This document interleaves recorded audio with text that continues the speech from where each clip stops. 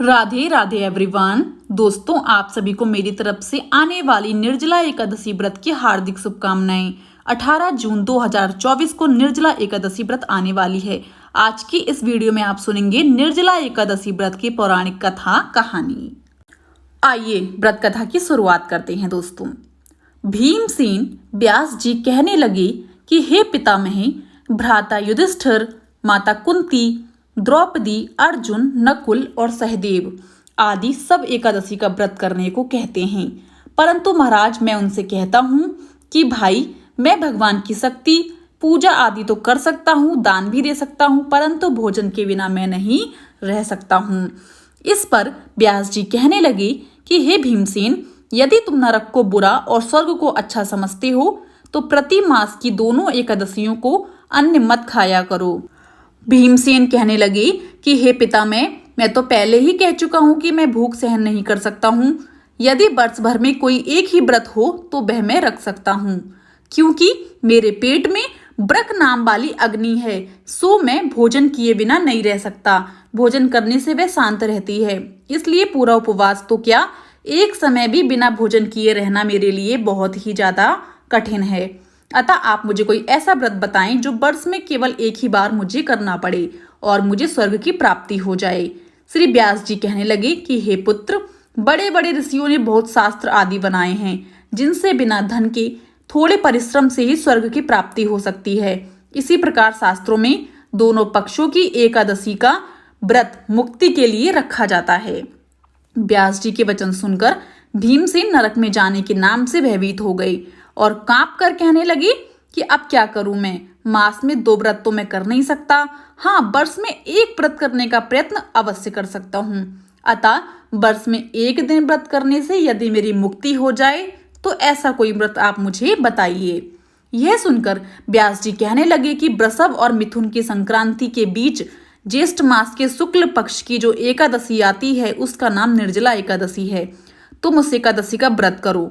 इस एकादशी के व्रत में स्नान और आचमन के सिवा जल वर्जित है। आचमन में 6 मास से अधिक जल नहीं होना चाहिए, अन्यथा वह मदपान के सदस्य हो जाता है। इस दिन भोजन नहीं करना चाहिए, क्योंकि भोजन करने से व्रत नष्ट हो जाता है। यदि एकादशी को सूर्योदय से लेकर द्वादशी के सूर्योदय तक जल ग्रहण ना करे तो उसे सारी एकादशियों के व्रत का फल प्राप्त होता है।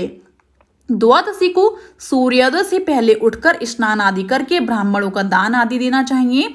इसके पश्चात भूखे और सत्पात्र ब्राह्मण को भोजन कराकर फिर आप भोजन कर सकते हैं। इसका फल पूरे 1 वर्ष की संपूर्ण एकादशियों के बराबर होता है। व्यास जी कहने लगे कि हे भीमसेन, यह मुझको स्वयं भगवान जी ने बताया है।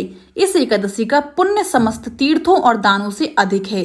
केवल 1 दिन मनुष्य निर्जल रहने से पापों से मुक्त हो जाता है। जो मनुष्य निर्जला एकादशी का व्रत करते हैं उनकी मृत्यु के समय यमदूत आकर नहीं घेरते, वरना भगवान के पार्षद उसे पुष्पक विमान में बिठाकर स्वर्ग को ले जाते हैं। अतः संसार में सबसे श्रेष्ठ निर्जला एकादशी का व्रत है, इसलिए यत्न के साथ इस व्रत को करना चाहिए। उस दिन ओम नमो भगवते वासुदेवाय मंत्र का उच्चारण करना चाहिए और गोदान करना चाहिए। इस प्रकार व्यास जी की आज्ञा अनुसार भीमसेन ने इस व्रत को किया, इसलिए इस एकादशी को भीमसेनी या पांडव एकादशी भी कहते हैं। निर्जला व्रत करने से पूर्व भगवान से प्रार्थना करें कि हे भगवान, आज मैं निर्जला का व्रत करता या करती हूँ, दूसरे दिन भोजन करूंगी या करूंगा, मैं इस व्रत को श्रद्धा पूर्वक करूंगा या करूंगी, अतः आपकी कृपा से मेरे सब पाप नष्ट हो जाएं। इस दिन जल से भरा हुआ एक घड़ा वस्त्र से ढककर स्वर्ण सहित दान करना चाहिए। आप अपनी श्रद्धा के अनुसार कुछ भी दान कर सकते हैं। दोस्तों, जो मनुष्य इस व्रत को करते हैं उनको करोड़ पल सोने के दान का फल मिलता है, और जो इस दिन यज्ञादि करते हैं उनका फल तो वर्णन ही नहीं किया जा सकता। इस एकादशी के व्रत से मनुष्य विष्णु लोक को प्राप्त होता है। जो मनुष्य इस दिन अन्न खाते हैं वे चांडाल के समान हैं, वे अंत में नरक में जाते हैं। जिसने निर्जला एकादशी का व्रत किया है वह चाहे ब्रह्म हत्यारा हो, मदपान करता हो, चोरी का शिकार हो या गुरु के साथ द्वेष किया हो, मगर इस व्रत के प्रभाव से स्वर्ग जाता है। हे कुंती पुत्र, जो पुरुष या स्त्री श्रद्धा पूर्वक इस व्रत को करते हैं उन्हें अग्रलिखित कर्म करने चाहिए।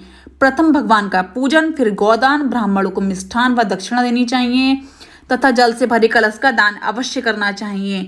निर्जला के दिन अन्न, वस्त्र, उपाहन, जूती आदि का भी दान करना चाहिए। जो मनुष्य भक्ति पूर्वक इस कथा को पढ़ते या फिर सुनते हैं उन्हें निश्चय ही स्वर्ग की प्राप्ति होती है। दोस्तों, यहीं पर हमारी निर्जला एकादशी व्रत की कथा समाप्त होती है। आइए दोस्तों, अब जानते हैं निर्जला एकादशी व्रत की सरल पूजा विधि। निर्जला एकादशी व्रत पर सुबह जल्दी उठकर स्नान आदि करके निर्वर्त हो जाएं, यानी फ्री हो जाएं। घर के मंदिर में दीपक प्रज्वलित करें, धूप बत्ती लगाएं। भगवान विष्णु का गंगा जल से अभिषेक करना चाहिए। निर्जला एकादशी पर भगवान विष्णु को फूल और तुलसी दल जरूर अर्पित करें। अगर संभव हो तो इस दिन आप व्रत भी रख सकते हैं।